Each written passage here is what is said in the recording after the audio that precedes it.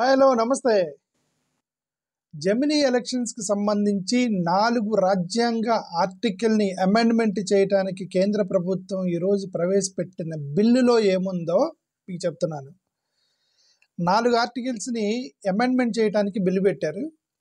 ఒకటి article 82, article 83, article 172, article 327, 4 ఆర్టికల్స్ని చేయబోతున్నారు. ఇది ఎంటైర్గా వాళ్ళు ఏదో చెప్పడానికి ప్రయత్నించారు, కానీ నేనైతే కన్విన్స్ కాలేదు. అంటే నా పర్సనల్గా నేను కన్విన్స్ కాలే. స్టార్టింగ్ నుంచి కూడా నేను ఈ జెమినీ ఎలక్షన్స్కి వ్యతిరేకంగా మాట్లాడుతున్నాను. ఎందుకంటే నాకెందుకో కేంద్ర ప్రభుత్వం అనేది ఈ రాష్ట్రాల మీద ఆధిపత్యం చలాయించడానికి చేస్తున్నటువంటి ఒక అంతర్గత ఉద్దేశంతో చేస్తున్నారేమని నాకు అనిపిస్తుంది లోపల. అందుకని నేను దీని వ్యతిరేక స్టార్టింగ్ నుంచి. ఎందుకంటే ఇది అమెరికా అధ్యక్షుడు ఎన్నికలు జరిగేటప్పుడు ట్రంప్, ఒబామా దాని గురించి మాట్లాడినట్టు ఇక్కడ ఎలక్షన్ జరుగుతున్నప్పుడు మోడీ గారు, రాహుల్ గాంధీ గారి గురించే మాట్లాడాలి. ఇప్పుడు అమెరికాలో లోకల్ ఎక్కడో స్టేట్లు ఉంటాయి, శాన్ ఫ్రాన్సిస్కో, న్యూయార్క్ లాంటి స్టేట్లు ఉంటాయి. ఆ స్టేట్లకి ఎవరో కొన్ని పెద్ద చర్చ జరగదు. ఎప్పుడు ట్రంపా, ఒబామా మీద చర్చ జరిగేది. ఇక్కడ కూడా ఇప్పుడు ఏంటంటే ఎలక్షన్స్ ఇక్కడ లోకల్ మొత్తం కూడా ముఖ్యమంత్రి ఎవరు అని ఆలోచిస్తారు తప్ప ప్రధానమంత్రి ఆలోచించరు. దాన్ని మార్చడానికి వీళ్ళు ప్లాన్ చేస్తున్నారు. ముఖ్యమంత్రిని డమ్మీ చేసేసి మొత్తం కూడా కేంద్ర ప్రభుత్వం ఆధీనంలో ఒక ప్రెసిడెన్షియల్ రూల్ లాగా చేయాలనేటువంటి ఒక ఉద్దేశంతో చేసినటువంటి ఒక చిన్న అమెండ్మెంట్ ఏమోనని నా అనుమానం.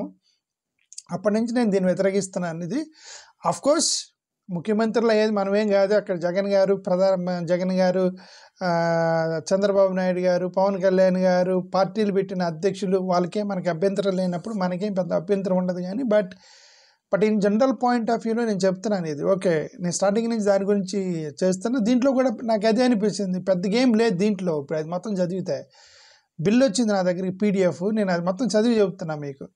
ఇప్పుడు ఆర్టికల్ 82 అనేది సైమిల్టేనియస్ ఎలక్షన్స్ పెట్టాలి అనే దాని మీద మాట్లాడుతుంది. ఆర్టికల్ 82 అమెండ్మెంట్ చేశారు. దానికి ఏంటి, సైమిల్టేనియస్గా ఎలక్షన్స్ పెట్టాలి అసెంబ్లీకి, పార్లమెంట్కి.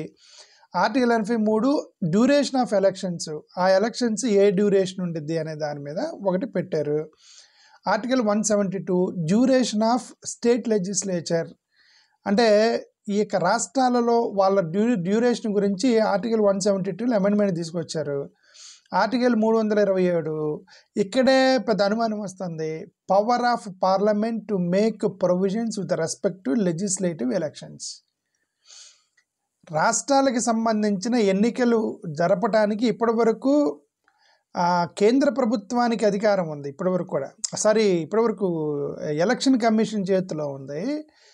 ఇక్కడ ఇది ఒక టైటిల్ పెట్టారు కింద ఆబ్జెక్టివ్స్లో, article 327 power of parliament to make provisions with respect to legislative elections. అంటే రాష్ట్ర స్థాయిలో ఎలక్షన్స్ జరపడానికి పవర్ పార్లమెంట్ చేతిలోకి వెళ్ళబోతుందేమో ఆర్టికల్ 327 అమెండ్మెంట్ ప్రకారం. చూద్దాం అసలు వాళ్ళు ఏమి అమెండ్ చేశారు కింద అనేది. ఓకే, ఆర్టికల్ 82ని ఇప్పటి వరకు ఆర్టికల్ 82 అని ఒక లైనే ఉండేది. దాని కింద 6-7 సబ్ క్లాజులు యాడ్ చేస్తున్నారు. ఇప్పుడు ఆర్టికల్ 82 కింద 7 సబ్ క్లాజులు యాడ్ చేస్తున్నారు. ఫస్ట్ క్లాజులు ఏంటంటే డేట్ ఆఫ్ అపాయింట్మెంట్ డేట్ అనేది ప్రెసిడెంట్ నిర్ణయిస్తాడని చెప్పారు. ఈ రెండో క్లాజులు ఏం పెట్టారంటే, ఈ యొక్క డేట్ ఆఫ్ అపాయింట్మెంట్ అంటే ఏం లేదు, ఇదిగోండి ఇంక అసెంబ్లీ వీళ్ళందరూ ప్రమాణ స్వీకారం చేసి గవర్నమెంట్ స్టార్ట్ అయింది కదా, ఒక రోజు పెడతారు కదా, దాన్ని డేట్ ఆఫ్ అపాయింట్మెంట్ అంటారు. అంటే అందరు ముఖ్యమంత్రులు, ప్రధానమంత్రి మొత్తం ఒకేసారి ప్రమాణ స్వీకారాలు చేస్తారనమాట. ఎమ్మెల్యేలు, ఎంపీలు, ముఖ్యమంత్రి, ప్రధానమంత్రి మొత్తం ఒకసారి ప్రమాణ స్వీకారం చేస్తారు. దాన్ని డేట్ ఆఫ్ అపాయింట్మెంట్ అంటారు. ప్రెసిడెంట్ చేస్తాడు దాన్ని. అది ఒకటి. రెండోది, అపాయింట్మెంట్ డేట్ తర్వాత ఎక్స్పైరీ డేట్ పెడతారు. Expiry date 5 years.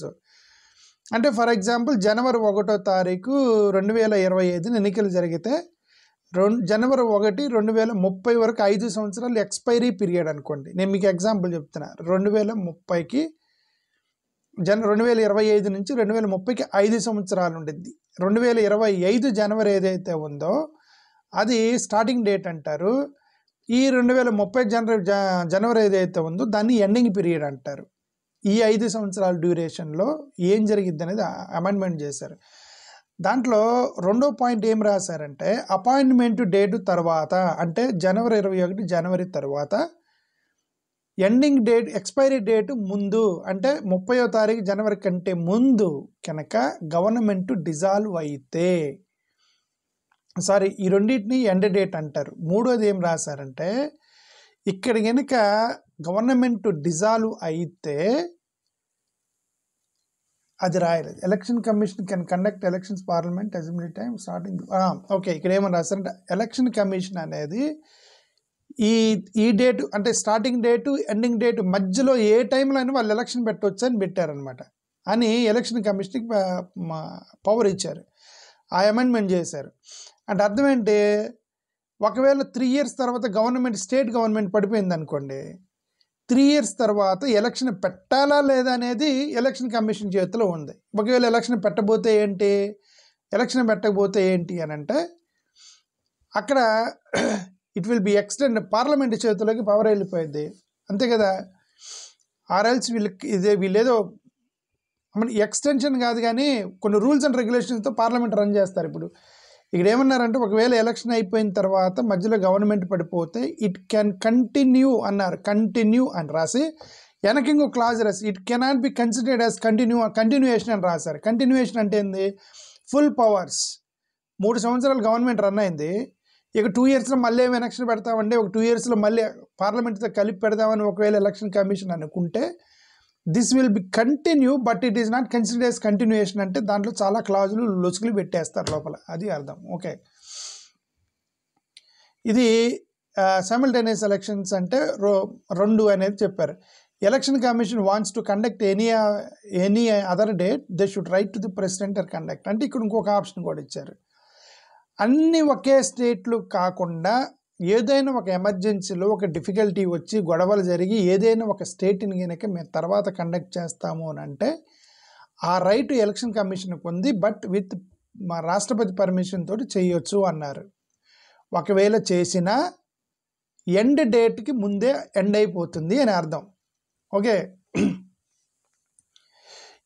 ఈ assembly elections can be deferred till the end of the term.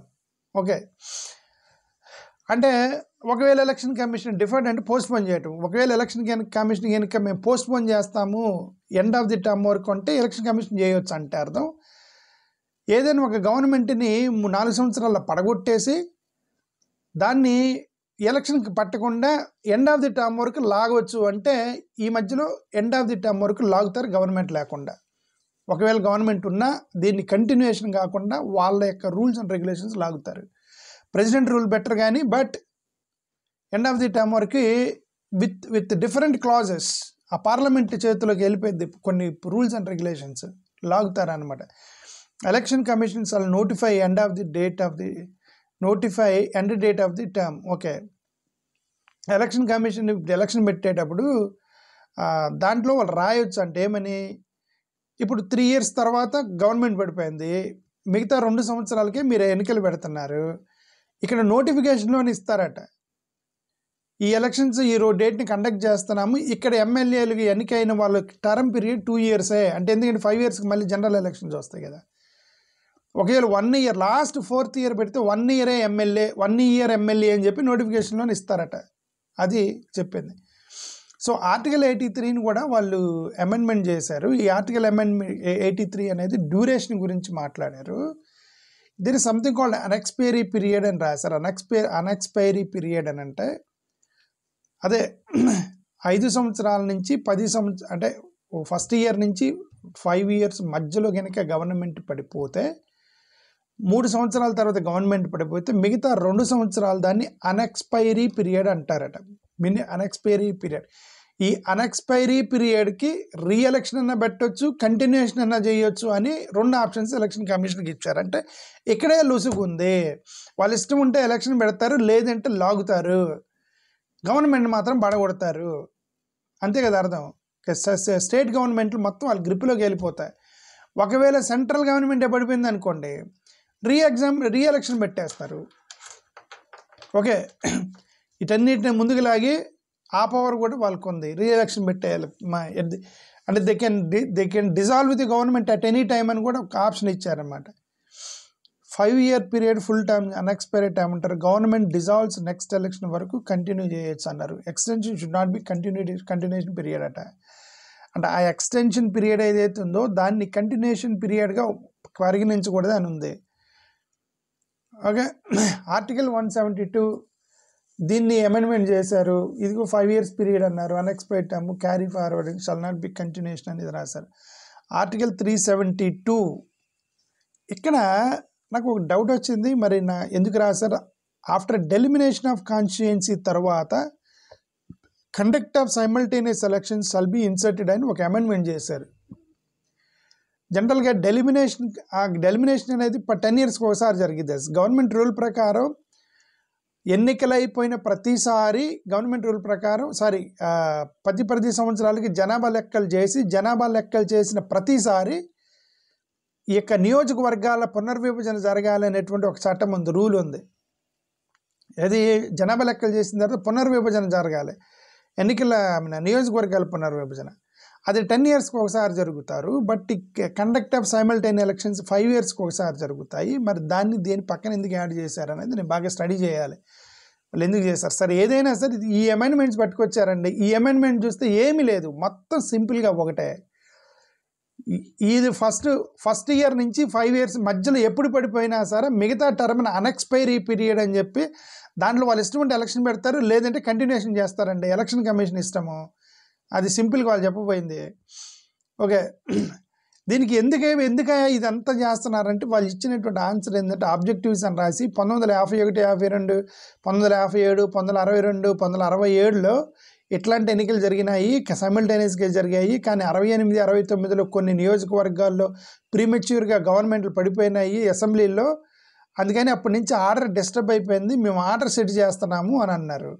Order set చేస్తూ ఉన్నారు. మరి అప్పుడు డిస్టర్బ్ అయిన ఆర్డర్ ఇప్పుడు డిస్టర్బ్ అవుదా?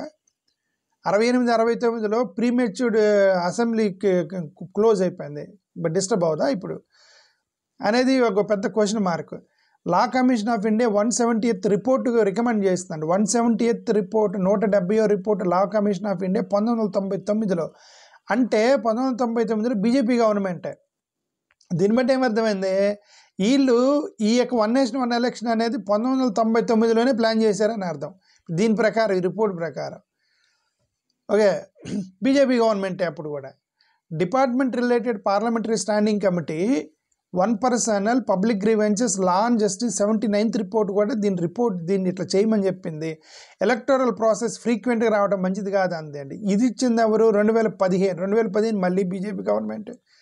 1999లో బీజేపీ గవర్నమెంట్ వీళ్ళ రిపోర్ట్లు వీళ్ళే రిఫర్ చేసుకొని వీళ్ళు ఏదో చేస్తున్నట్టుగా చేస్తున్నారంతా. ఎందుకు ఇదంతా చేస్తున్నారంటే ఆబ్జెక్టివ్లో ఎక్స్పెన్సివ్ అట. ఏం ఎక్స్పెన్సివ్? ఇప్పుడు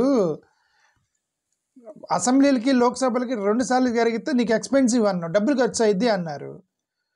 ఒకవేళ గవర్నమెంట్ 3వ సంవత్సరాలు పడిపోతే 2 సంవత్సరాలకి నువ్వు మళ్ళీ ఎన్నికలు పెట్టాలన్నావు. 2 సంవత్సరాలకి ఎన్నికలు పెడితే అప్పుడు ఎక్స్పెన్సివ్ కదా.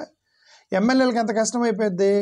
ఇప్పుడు గవర్నమెంట్ డిజాల్వ్ అయింది, 2 yearsకే ఎన్నికలు వచ్చాయి. 2 yearsకి నేను ఎన్నికలు పెడతానన్నావు. 175 నియోజకవర్గాలు కంటెస్ట్ చేస్తారు. 175 నియోజకవర్గాలు వాళ్ళ టర్మ్ పీరియడ్ 2 years ఉండేది. ఎందుకంటే 3వ సంవత్సరాలు పెడుతున్నావు. ఇక మిగతా 2 సంవత్సరాలు అన్ఎక్స్పైరీ పీరియడ్కే నువ్వు ఎన్నికలు పెడుతున్నావు.